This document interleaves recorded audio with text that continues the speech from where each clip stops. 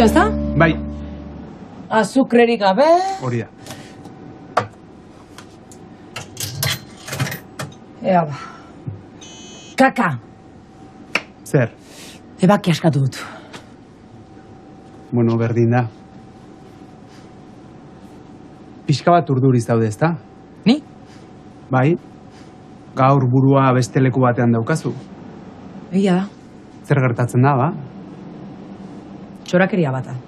Kontatu, mesedez. Tira.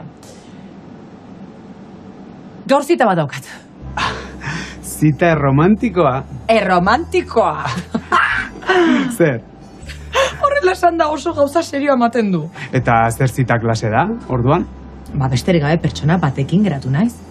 Eta zer egingo duzue? Ba, kafetxo bat hartu, hitz egin, ezagutu.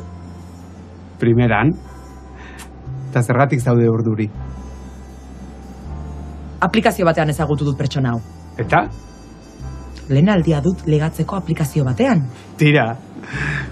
Jende askok erabiltzen ditu. Oso ohikoa da. Bai, baina... Zein da zure kezka?